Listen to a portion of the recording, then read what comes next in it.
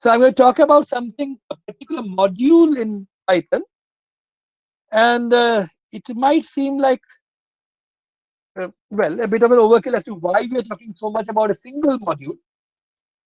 Is basically because this module is the workhorse which allows you to do all kinds of scientific computing. And most modules which use advanced scientific computing, somehow or the other, rely on this particular one to provide them with the basic workhorse. So I have a presentation and also the idle or the spider, which I'm using at the same, which I will use simultaneously. So if you want to use a NumPy module, of course, you have to make sure that NumPy is installed. And how to install NumPy, we have already talked about that before, using either pip or pip3 if it's Python 3, or if you just install Anaconda, you should be able to get all of them by default and so on. So I'm going to assume that Python, your Python has been installed and NumPy is already installed there. So you want to use the NumPy module and its functionalities. So the basic mantra that we have is import. That imports the module, and the standard rule which the world over everybody uses is import NumPy as NP.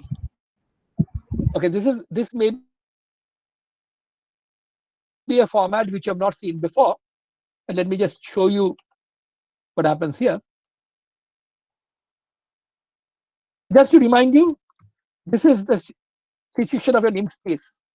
At the beginning, you don't really have much. You have some of these official double underscore stuff, some other stuff, and some things which are specific to Spider actually. So you may have slightly different things because each specific interpreter starts with certain special inputs which it makes. But apart from that, there's nothing.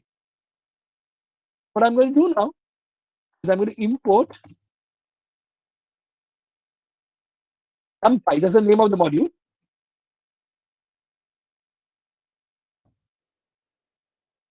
So what has happened now? If you look at the directory now, what you will see is that in addition to what you already had, a new name has appeared. It's NP, not NumPy, but this gives you access to everything which NumPy has, which means that all you have done is change the name of NumPy to NP. Why have you done that? Simply because otherwise you would have to type NumPy dot for every function or method or whatever you want to call from NumPy. You would have to write NumPy dot. Now you can get by just typing NP dot. So it's just a useful shortcut. It makes your life easier. You don't have to type so much. And also it's pretty standard. The world over, almost everybody who uses NumPy uses this. So where you hardly ever find anybody using from NumPy imports. You should not do it. On the other hand, import NumPy means you have to keep on typing a lot. So import NumPy as NP is the sort of compromise. You don't have to type that much, but you also are specifically importing just the module name and not the rest. Although we will not perhaps need it much today, I may need a bit of it to show you something later. And there's something which, of course, Vijitha will talk about in detail later. I'm just importing another module.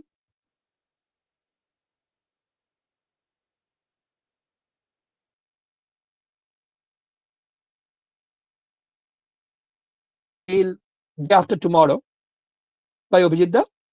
I am just importing it because I may need it to illustrate some features. Notice that the name here is matplotlib.pyplot. So anything you type, if I had imported just this, I would have to type matplotlib.pyplot. Whatever other name. So here, of course, this abbreviation PLT is really rather welcome. It's going to cut down a lot on your typing.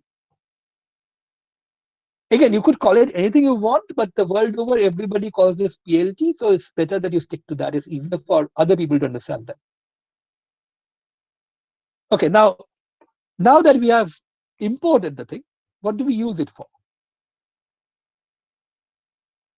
So once you have imported it, you can get all the stuff which NumPy gives you by using np.name. And the one thing that's the most important thing that NumPy gives you is something called the array. Now, a word of warning for those of you who have done Fortran or C before, array is very similar to what you know of arrays in Fortran or C, but it's also quite different. So please don't confuse the two. And arrays will look like lists, but they're also very different from lists. So this is a new object which has very special properties, which makes it very easy to handle various calculations. So creating an array is really very easy. There's an array function in NumPy.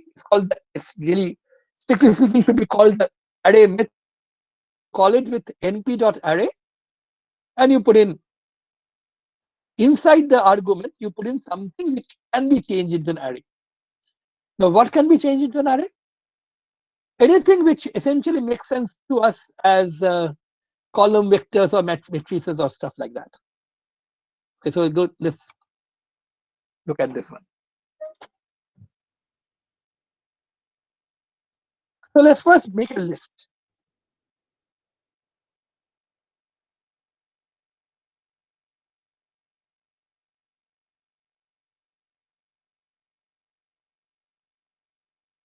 So I have deliberately made a list with mixed kind of objects. The first thing is a floating point number. The second is an integer. The 1th is an integer. Counting starts from 0, of course. So 0th, 2th, 3th are floating points. 1th is an integer. And the list, of course, can easily happily accommodate different kinds. So you see, although I wrote 1 point, it's really 1.0. That's what the output is giving me. But 2 is staying as 2. It's an integer. It's not a floating point. But now let's try to convert this list into an array. How will you do that? Simply use the np.array function.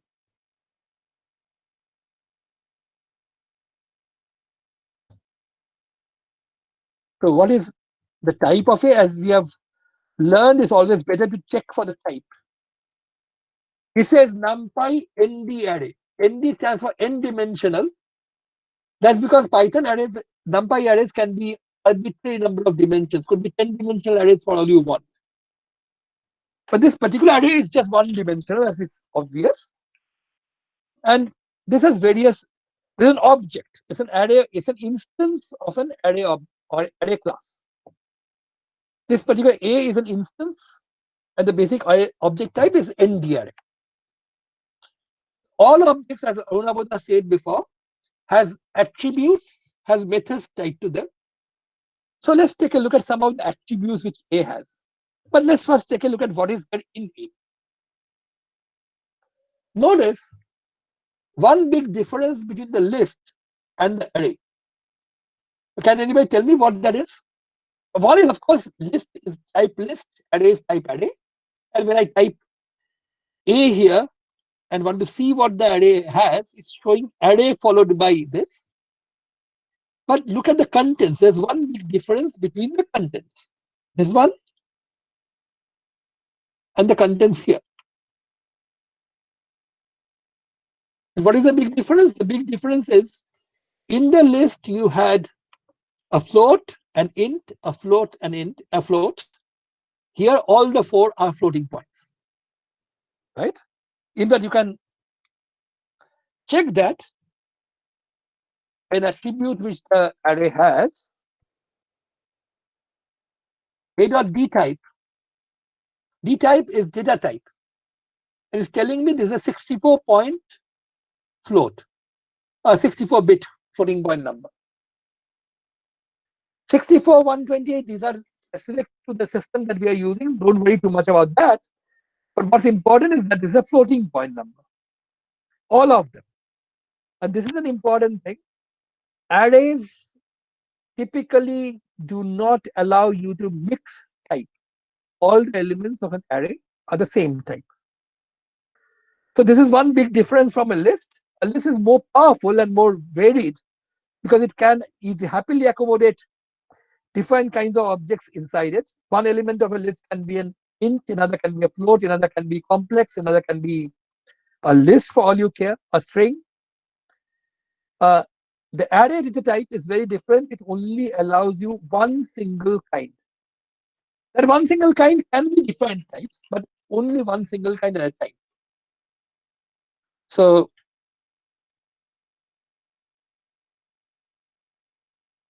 let's take a look at. So how many? As I said, you could have number of dimensions.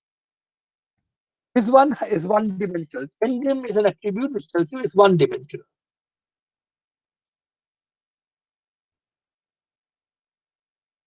How many elements does it have? 4. That's rather obvious. I created these 4 objects, but of course, if some unknown array came to you from some rather complicated calculation, these attributes may be important for you to figure out various properties of them. What actually is even more important for us is something called the shape, as you will soon see.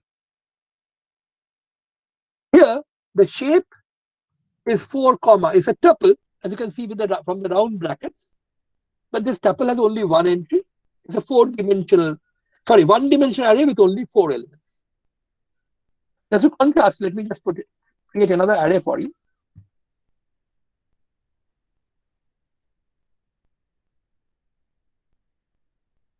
So what I'm putting inside the array as an argument is actually a list of lists.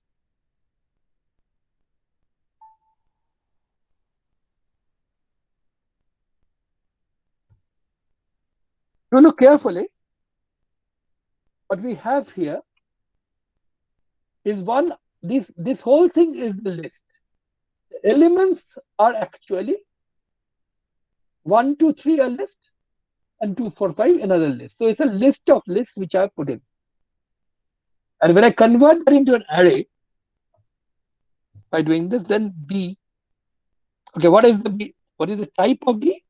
Of course, that's no surprise. Sorry, there is no B type attribute. It should be type function. It's an NV array, but what is its number of dimensions? That's 2 now. It's a 2-dimensional array. That's obvious. If that you would display it, which rather nicely displayed like we usually display matrices. So that's one good thing. This sort of looks very much like the way we think about matrices, rows and columns and so on. And there was the size.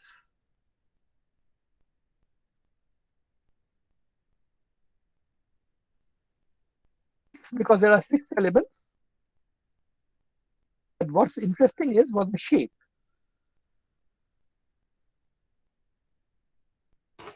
Shape is 2, 3. So basically it's telling me that there are 2 dimensions, and along the first dimension, 0th dimension, there are 2 elements.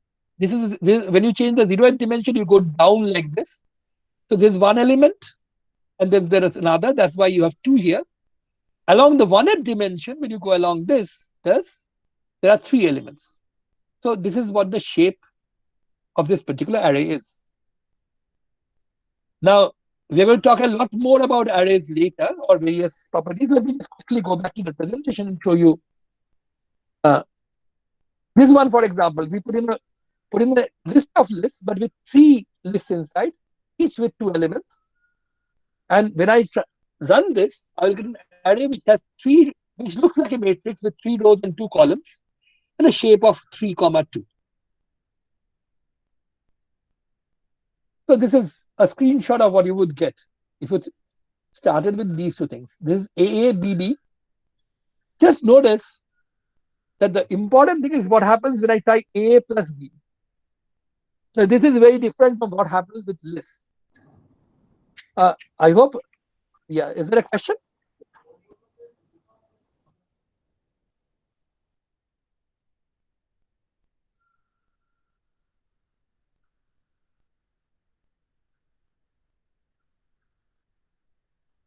Is there a question, or I can answer a question if there is any pressing question right now? If not, let's take a look at what happens when this was my array A. Let's produce another array B, different array. Let's produce an array like this.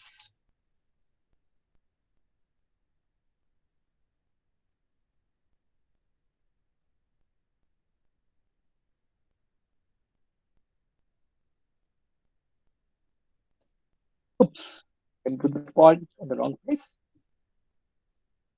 This is also an array with d-type float. If one element in the list is float, every element gets converted to float, and then you really have an array 4 point, 5 point, 6 point, and 7 point. Now, if you have two lists 1, 2, 3, 5, so let's say we have L1, I can get by simply changing A to a list, and L2.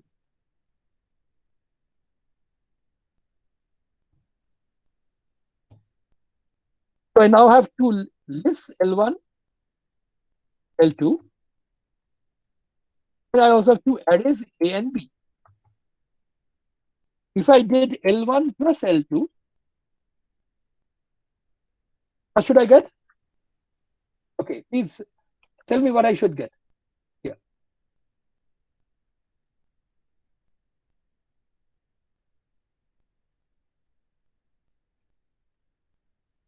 What should I get if I did L1 plus L2? Okay, that's of course pretty easy to know. I just need to just hit the enter, right? L1, L2, L2, remember, are lists. And for lists, plus simply is concatenation.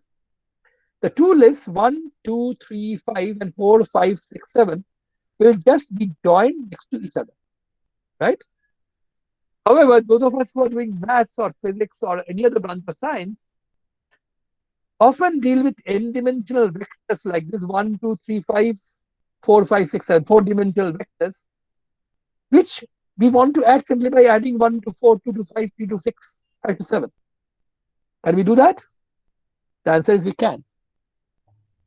Not with lists. With lists, if we wanted to do that, what we needed to do would be something like this. If I wanted to add element by element to lists, that's something that has been shown the last day. What we would have to do is something like this. L1 I plus L2 I, or I in range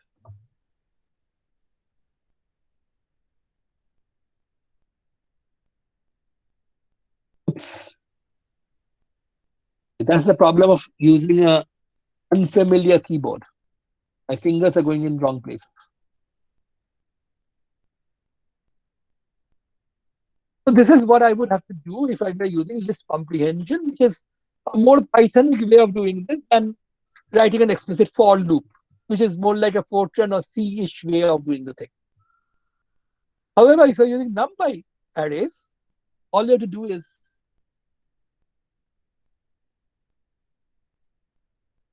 this is one huge advantage. Lots of calculations you would naturally want to do using a list, but where you would have to write a lot of for loops, either list comprehensions or explicit for loops.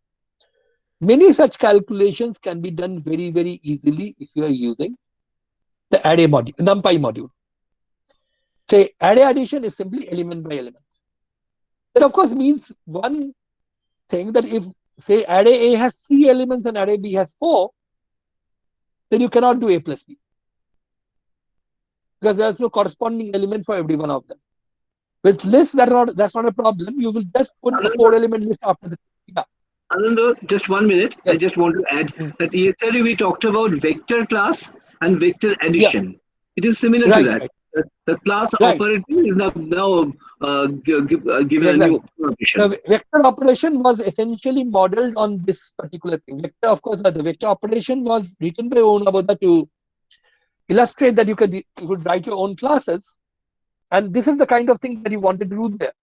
If you look at the code, you'll find you essentially took the two lists. Vector classes were basically, the vector elements were really lists with additional features, and there you had to take element by element of the list and add them up over the entire length.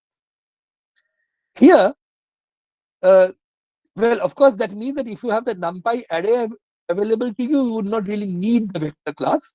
But that vector class was essentially written to illustrate writing of classes. Once you have NumPy, those things become automatic.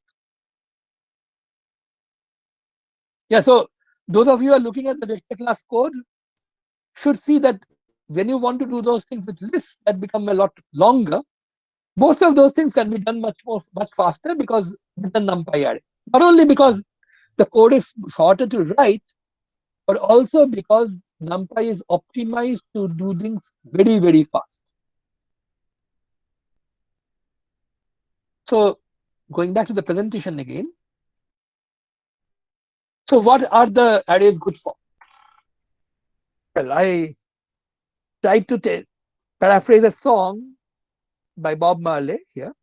Anyway, if you have two arrays like this, AA, which is 1, 2, 3, 4, 5, 6, a 3,2 array, and another 3,2 array. We have two 3,2 arrays.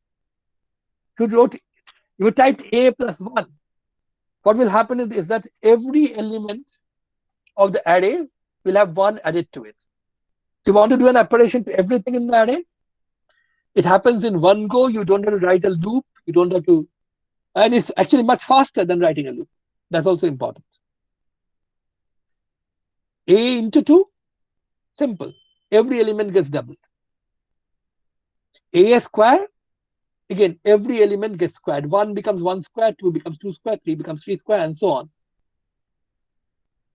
Square root of A, this is, here you have to remember that this is not the ordinary square root. We're calling the square root from the NumPy module.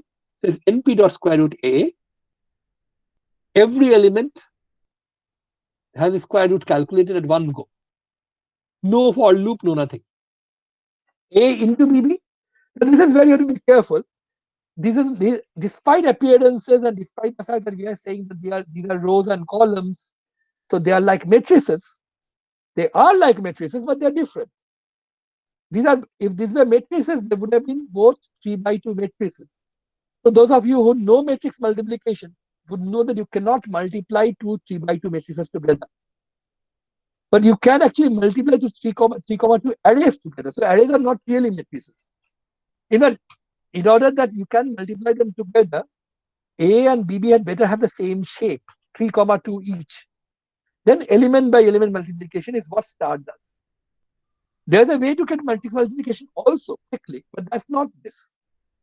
A star BB simply gives you 1 times 2, 2 times 3, 3 times minus 1, and so on. So just to illustrate how powerful this whole thing is, the fact that you can apply something on the entire array at one go, let me go back to the interpreter and let's create a simple array by using a function which I have not described yet. But many people have already asked this before. When you made the range, people ask, can you have range using fractional inputs? You can't, but you can have. NumPy has a similar thing, but it produces an array. That's why the A in front of the range is called np.arange. And what np.arange does is that it takes minimum one argument.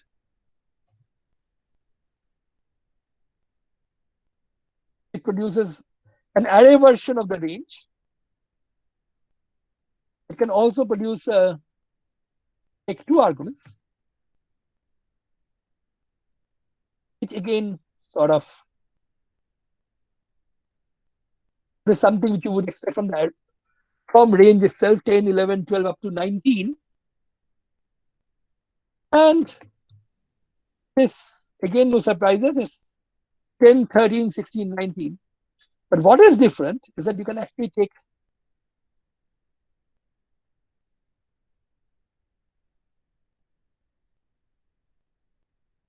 floating points here, and I will get 10.1, 10.1 plus 3.5, 10 plus that plus 3.5 plus 3.5 would have gone beyond 20.2, and that's why you have only 3 elements, right? So this is like the range, but 2 differences: takes floats as well and returns a array and not a list.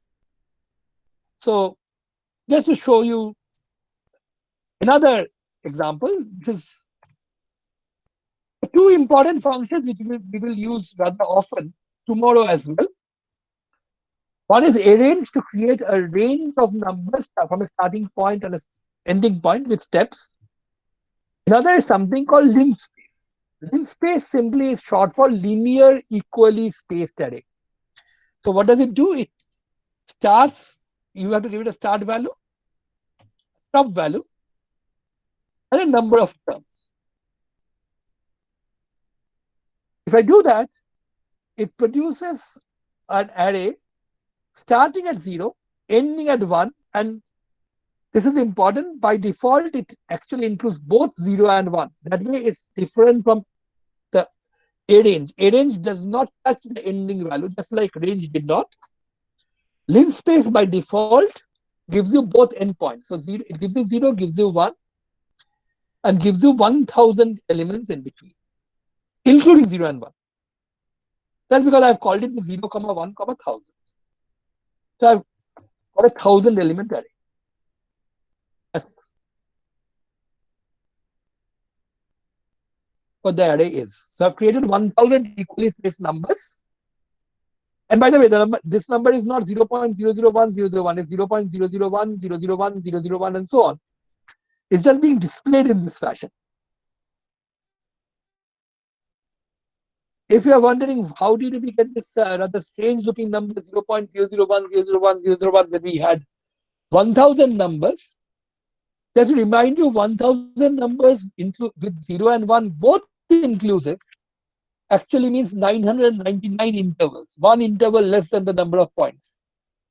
So the spacing is actually 1 minus 0 by 999. So this is excess.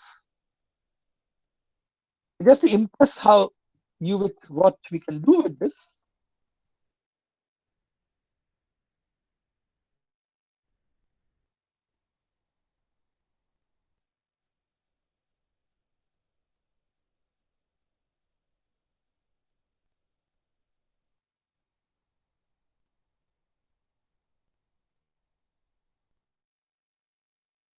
So what am I doing?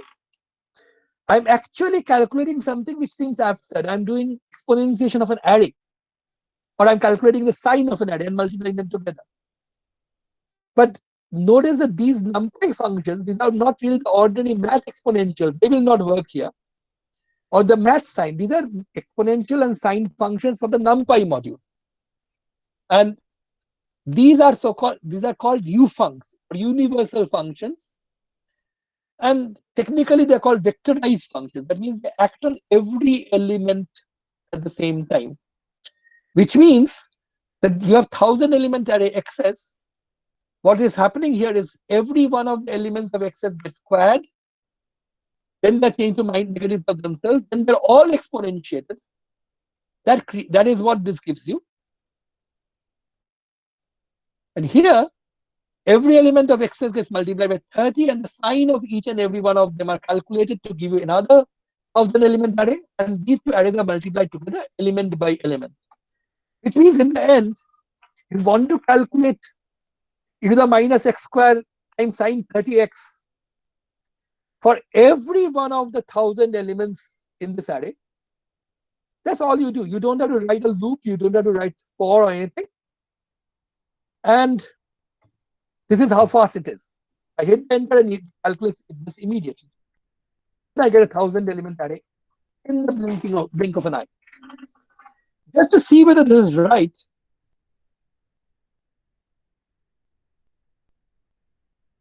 it's really worked. I'm going to simply borrow something which Abhijit is going to teach you after tomorrow, using matplotlib.pyplot, which I imported as PLT. I'm going to take the plot function. This is where this becomes a bit of a problem, because I need the pane here.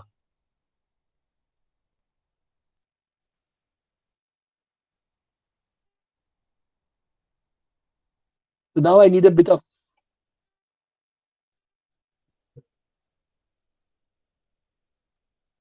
So if I maximize this pane, oops, not that one. So e to the minus x square sine 30x. 1,000 points calculated with almost no work, in no time. So I'm pretty sure if you ever tried to write this or something similar using a using some kind of programming language, you would find this pretty impressive. All you did was treat the array itself as an argument, and you end up with a full calculation. And this is, of course, matplotlib being used to draw the graph of that. So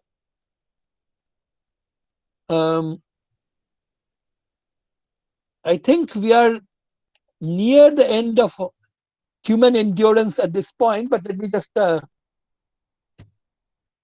me just show you this on the interpreter. That will be more perhaps. Just to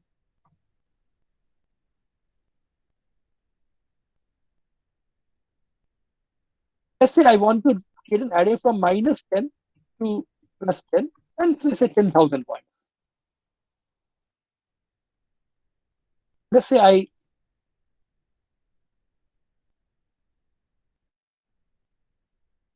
calculate the sign of them. That's not very interesting. That's the sign.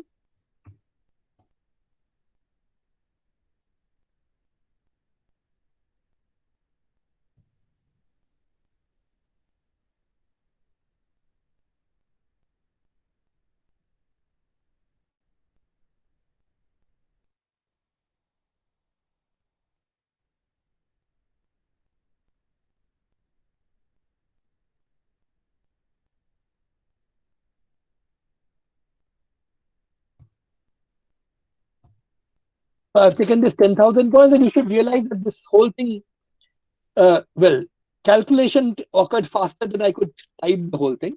The moment I hit enter, it came back to me. That means the calculation has been done. A 10,000 point array of y's have been created. I think it should take a bit more time, not much more.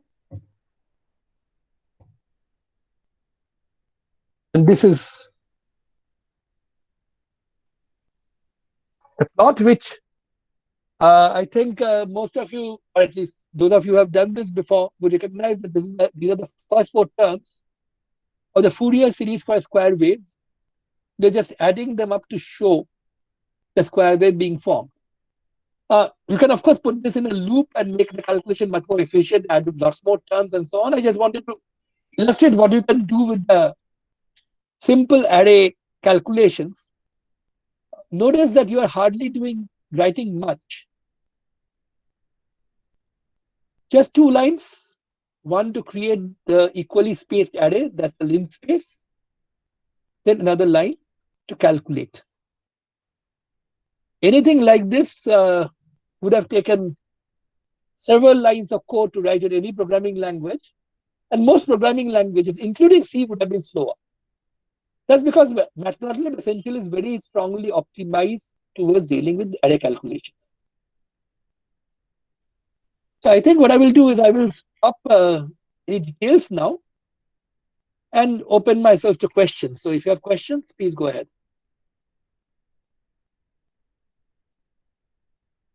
Okay.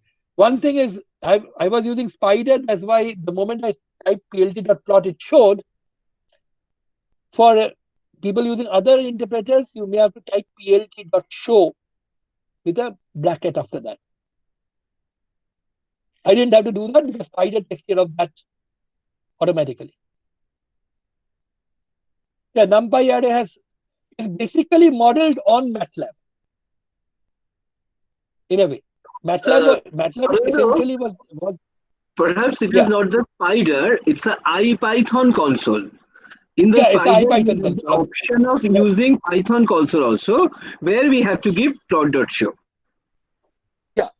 So some of these consoles, specifically the consoles, have some special settings, which frankly I'm not very aware of, because as I keep on saying, this is a stolen machine and a stolen OS. I use plain Python and plain Python interpreter in Linux, which I find much more comfortable to use than any of these. All these extra help that these things give me is sort of confusing. I get confused all the time. Okay, so are there questions now?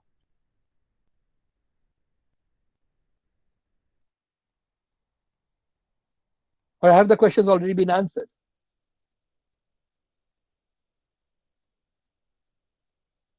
There is a question how to do array concatenation. Okay, how to do array concatenation is something which you should usually not want to do because that's not what arrays are for. Two answers. One of them is simply something called the bad way. Convert the arrays to lists just by using list A1 plus, and then add the list, then convert that back to an array. That's of course a very, well, not very brute force and not very nice looking way of doing it. However, there's something else called HStack and VStack. In particular, HStack, which we will come to on the next day. In the idle interpreter, the plot is not showing. The plot will not show until you hit P. You follow it up with this. You should type plt.show.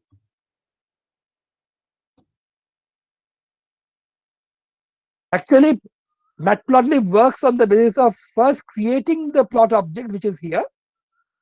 The IPython console automatically takes the plot object and plots it. But otherwise, you would have to actually say plt.show to be able to see the plot.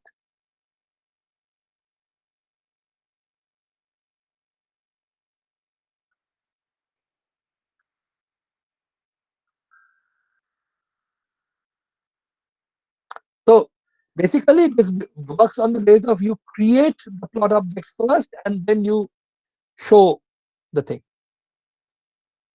Now, I don't really want to go into the details today because it's already late. Tomorrow, we will start a lot and discuss NumPy a lot more, NumPy and SciPy a lot more. But Onaboda, given the pace at which I'm going, I might need more than just half of tomorrow's class. Is that okay with you, or do you want? I want to show NumPy that may take 45 minutes maximum. Okay, good. So maybe I can continue till 5 and then you can take over tomorrow. Right. After 5:10, I will start. Okay, fine. Just some. I mean, Ananda will come complete and then give a 10 minutes break, and then Urnaboda can continue, Okay. right? Just I want to add something. Maybe there are some people in this group who are familiar with MATLAB or Octave, and they can see the similarity, how the arrays are added, etc. But there is a caution about the multiplication.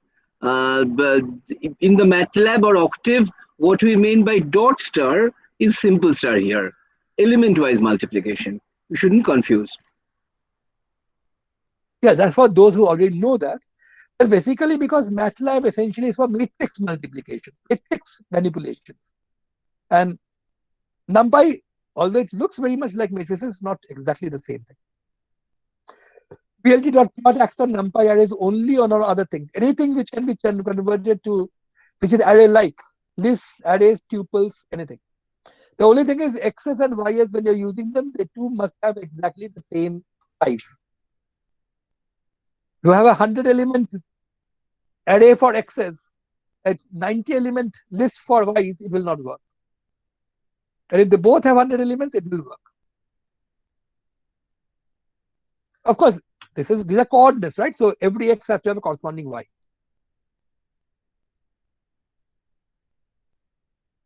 Okay, somebody asked, can you say something on dictionary indexing? So if there are no questions on NumPy, I will go to that. Okay, let me just show you what that's the time being. For that, of course, I need a dictionary.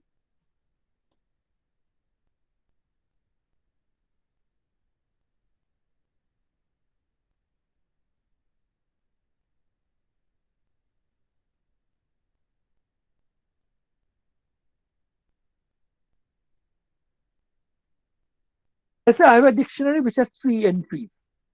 Notice in every one of these are one single entry. Entries are separated by commas, but in a dictionary, each entry is a keyword here and a value. So A, the keyword has a value 10, B, the keyword has a value 20, C, the keyword has a value 45. In that, what keys a dictionary has can be accessed by looking at the keys function. It will tell you that A, B, C are the keys. What values it has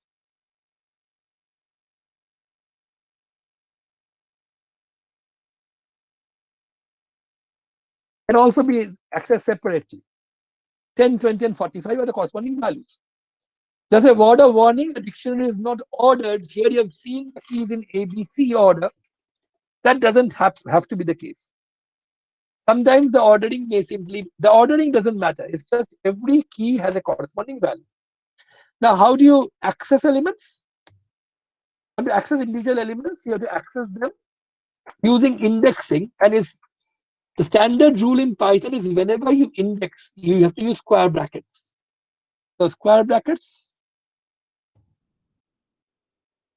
if you give the key inside the square bracket, like this.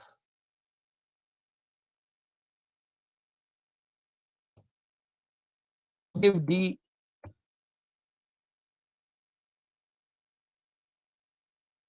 T. Okay, if I give D code T, I get a key error because there is no key D inside. By the way, the key doesn't have to be a single factor. The key could be much more complicated than that.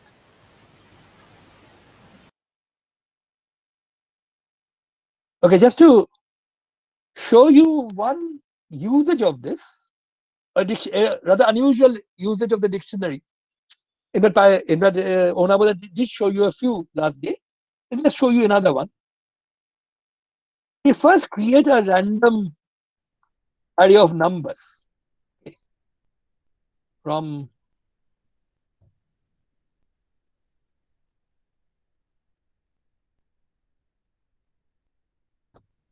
random is a function which creates a random number. And what I'm going to do is I'm going to create a list. Let's write capital L so that people don't confuse this with the 1.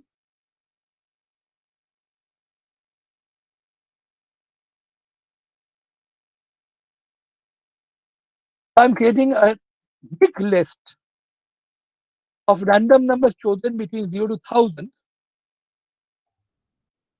by using list comprehension.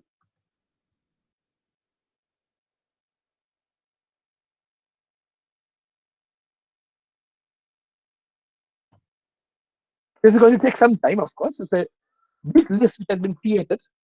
I'm even lost sight of how many. Maybe 1 million elements randomly chosen between 0 to 1000. And I want to count how many times every one of the elements have come in.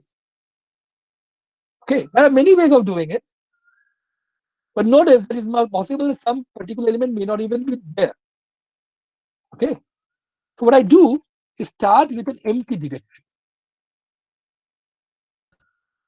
This is just one way, not the only way. There are many other ways. But I want to illustrate something rather interesting here.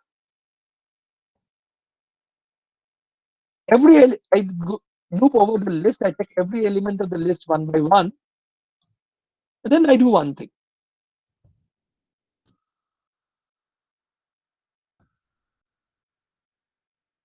So I'm going to, this is the one thing I wanted to illustrate. The try except block. What I'm going to do is take the dictionary. So I'm going to add 1 to dn. Every time I find the n, I'm going to add 1 to the init element, to the entry in the dictionary which corresponds to the key n. There's only one problem, which is there at the very beginning, of course, say the first element where say D remember was an empty dictionary, right? Say the first element in L, let's say, is 200, 205.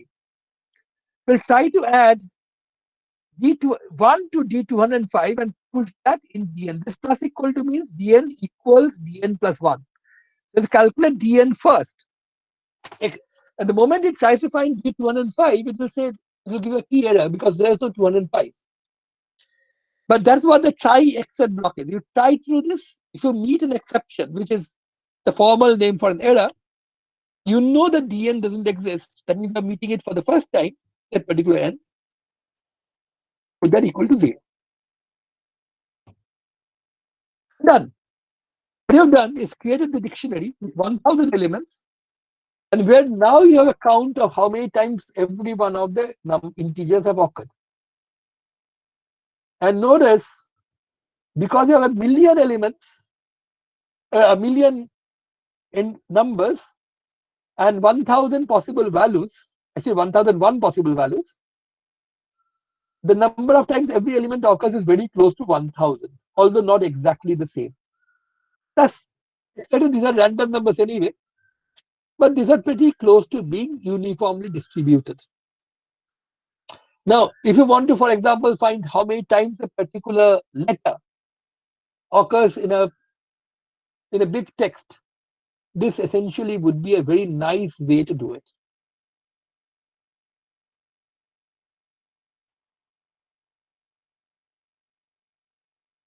So this is all I did. I started with an empty directory. For each n I meet, I try to add 1 to the corresponding entry in the dictionary which corresponds to key n. But the first time I meet it, of course, there will be no such number. Okay, there's actually a mistake here. Can anybody spot the mistake? I've made a slight mistake here. It should be 1, I think. Which one? Which should be 1? In the except block, right? This one should be 1. Yes, because it is because first the first time I'm occurrence. meeting it, Yeah. So all the counts that I have in my result right now is actually wrong by 1. They're all 1 short. So 844 actually was met 980 times, not 979 times as this says. But notice that if I did not do that, if I did not use the try except block, the first time I did this, say I start this again, and just try it without the try except block. I just say every time I meet a particular number in the list, I just add 1 to the dictionary entry corresponding to that number. That will be a problem. Why will that be a problem? Because the first time I run it,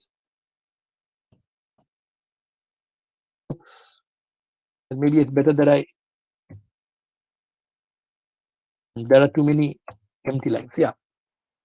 So the very first entry in L, I guess L0, was 890. And 890 came as a key. And the moment you try to do this, D890, this means no problem with this side. The problem is on this side. It has to calculate this side first. And plus equal to 1 means calculate the sum of 1 and D890. And for that, it needs the value of D890. It's saying there's a key error because there is no D890 until and unless you assign it. They've not assigned it yet.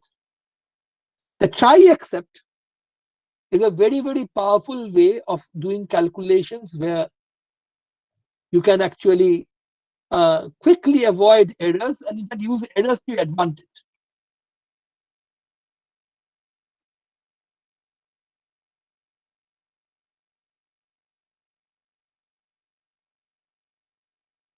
Okay, any further questions?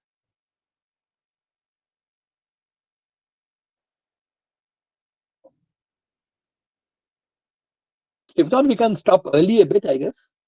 There's no harm in, unless people have questions.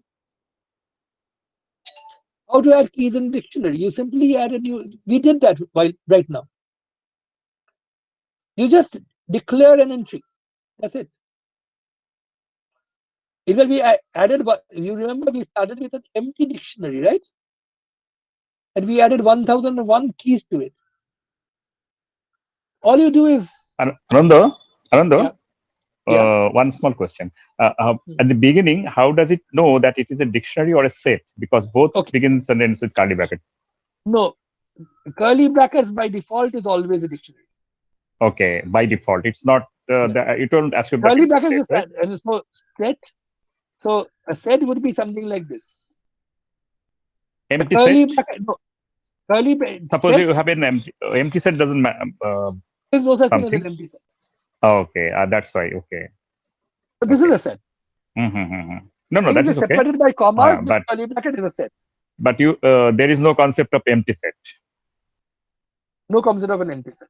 Okay. But there is an empty set, by the way. But you don't write it with no entries. Here, yeah. You write. Yeah.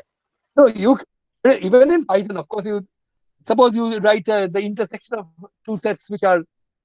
Then you get an empty set. That But you is don't okay. write that like this. It will automatically assume that it's a dictionary. Okay. You just write this by default is defined to be an empty dictionary. No entries.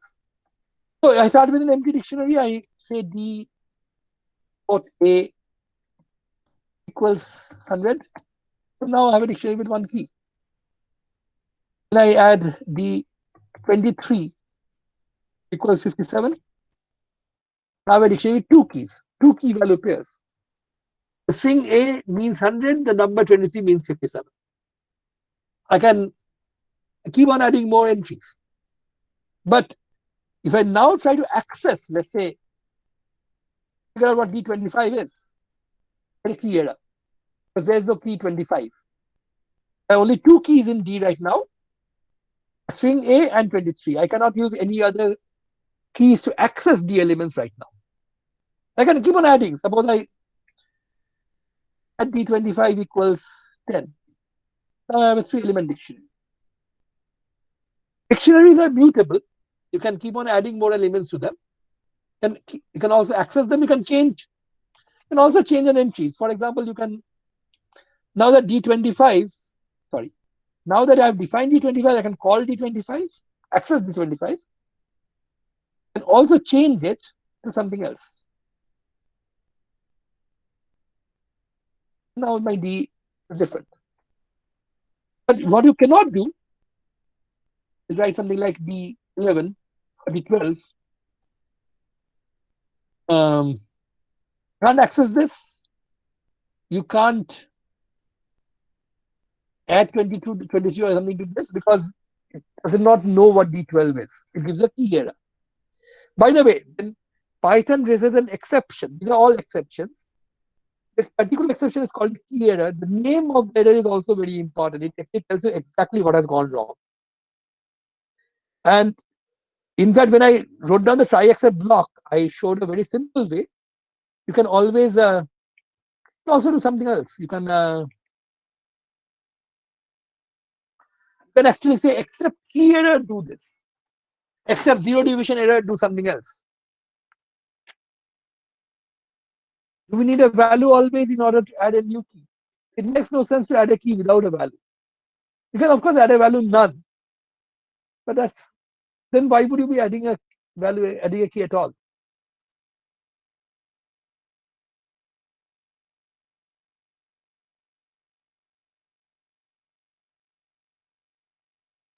At this point, if you want to ask a question, you can just unmute and ask because I may miss a hierarchy. All data types means what? That depends on the context. There is no such thing as hierarchy really. It simply means the hierarchy may mean different things to different people. If you mean what gets converted to what, ints can get converted to floats automatically, floats get converted to complexes automatically.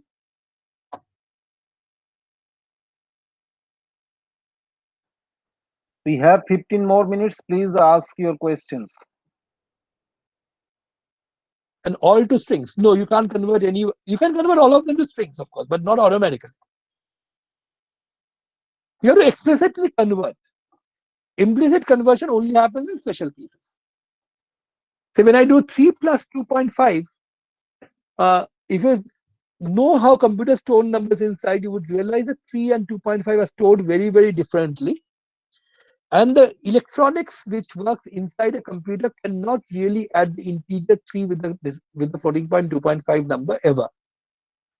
So what happens inside is 3 gets converted to 3.0 and gets added to 2.5. So In that context, you might say floats are higher in the hierarchy than integers, because when you have mixed calculations, they get converted. Integers get converted to floats. But say if you wrote quote APPLE plus 2, it will not give a quote APPLE 2 by converting 2 to a string. It will simply give an error. You can of course convert 2 to a string by using the str function, but then you can also convert integer floating point numbers to an integer by using the int function. So that way hierarchy really doesn't make much sense. Ananda, sometimes earlier Devashish asked a question, why not we import, yes. Kishore, Yes. can I just make a comment? Abhijit pointed out why curly bracket, just two curly brackets without anything else in between. It's a blank dictionary. Then how do I represent a blank set, empty set? The answer is set, first bracket open, first bracket close. Yeah. Is it set, first bracket open, Set first without bracket close? Yeah. So you use a set Is function. a way to represent an empty set. You use a set with use a set function with Yes, no but argument. with set function really. Yeah. With function and nothing. Yes. That is it. Now you can Yeah. like to add, you can call s dot add. It is like instead of append, you write s dot add to add elements on the set. Okay, if we try to make an array with int and string, will the int not convert to string? First of all, you don't make an array with an int. When you write a string, something like this, s equals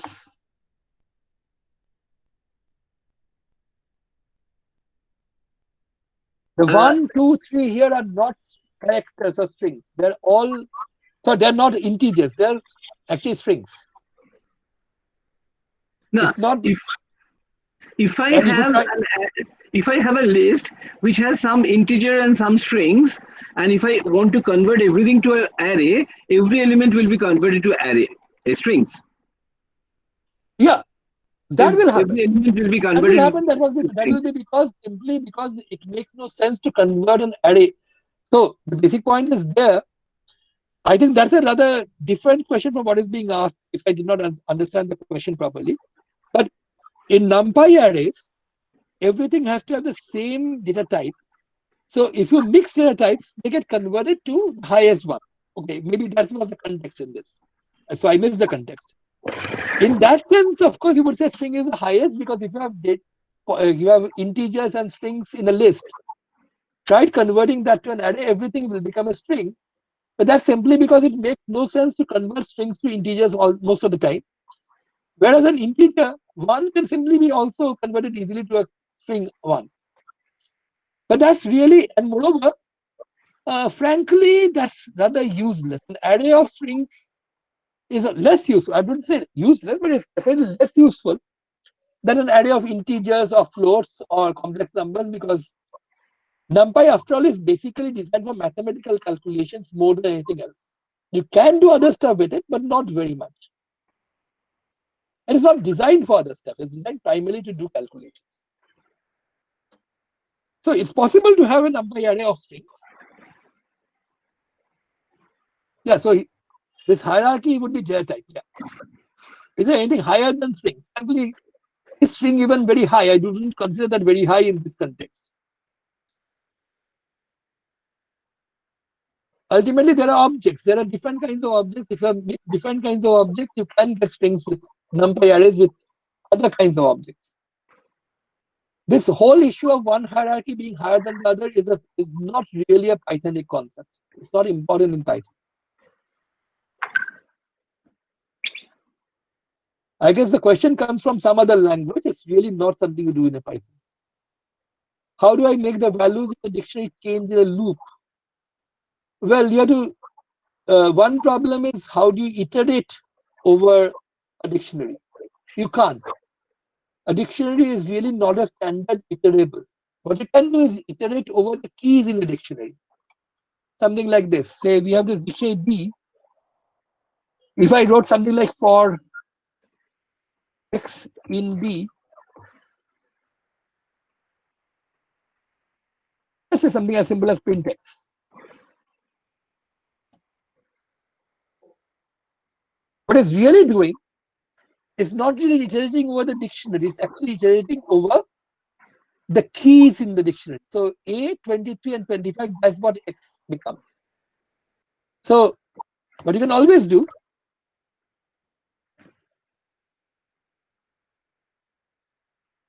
something like this.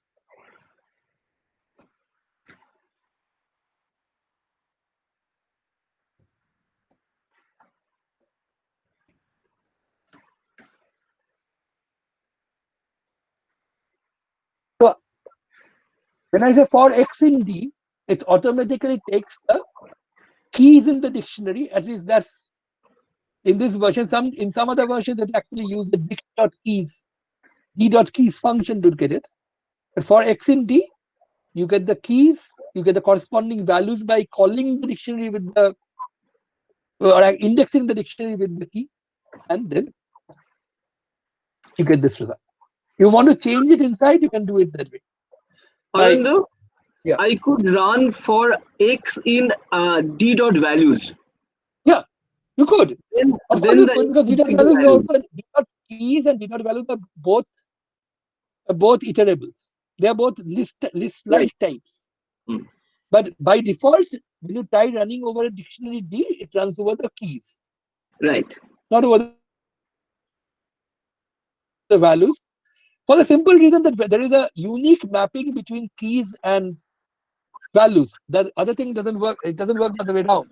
You could very well have a dictionary. This B has these. What you cannot have is another value, another key 23, another key A. What you can very well have is another value 100. You could have something like D with another key, let's say B. Right. So in this dictionary, the keys are always unique. You have only one key A, one key B. The values are not unique. Which is why when you iterate over the dictionary, it's always over the keys. You can't have two different entries with the key A100. If you tried that, let's say you could, of course, copy this and try to create the dictionary this way. Try a new dictionary, let's say DB. Right. Copying this out, and instead of putting a B here, let's try putting A again. And let's put this as something else. Let's say 99. Let's see what DB has. DB actually has lost the original A, now has only one A, 99. This last one. So it started by giving the key A the value 100, but then it saw key A has the value 99, so it just kept that. You can't have multiple keys in the same dictionary. You can definitely have multiple occurrences of the same value. Which is why by default iteration is over the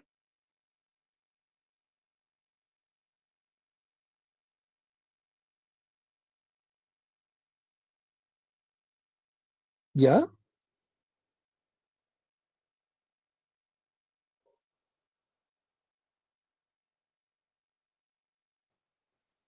Any questions, Anando?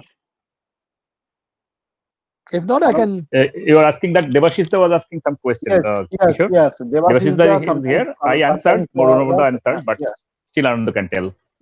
There was a question. Normally, we import NumPy as NP, but instead of that, we can use from NumPy import star. Normally, we avoid this. Can you clarify this point? Oh, I think I started running your program, your movie, I guess, by mistake. Okay, so what was the question? Sorry, I missed it completely. Because Morunaboda started talking here because I started the movie of yesterday's. No, the question is. I was waiting for Morunaboda to say something, but I didn't realize that it was the movie running. Anando, the question is, why don't we use from NumPy import star? Okay, the question simply, that's a general statement that any complicated module that you have would typically have many functions in it. And some of these function names may very well clash with other names in other modules. And if you use import star from both, let's say, let me just illustrate this with from NumPy import star. And then I also do from math.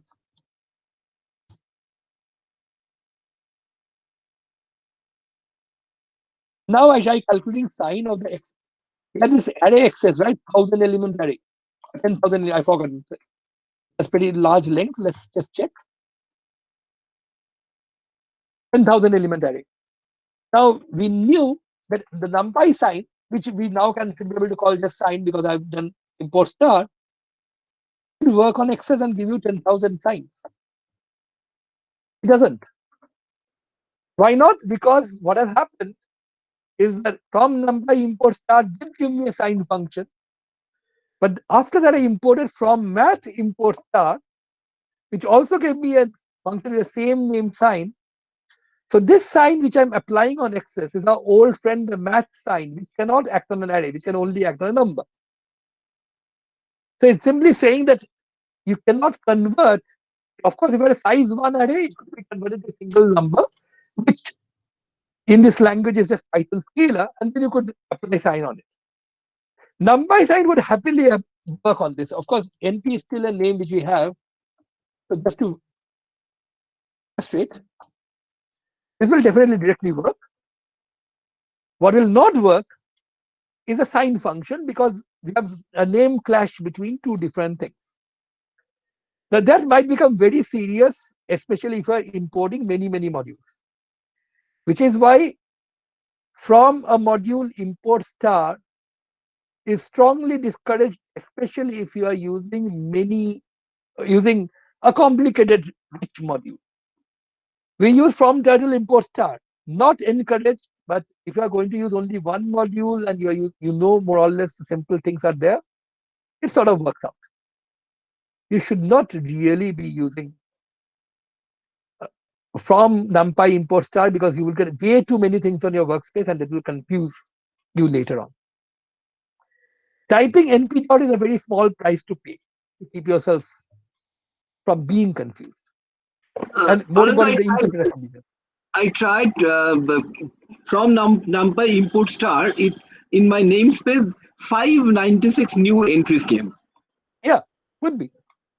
That's and all among these 596 new entries, there will be many which have similar names from other things. Right. From names in other modules, and you might simply confuse one with the other. So it's a general rule: do not import star unless you are dealing with a simple module. Even do not import star ever. Okay, now I think I've run out of time. Yeah. So And we have no other time left. Convener will not allow anymore.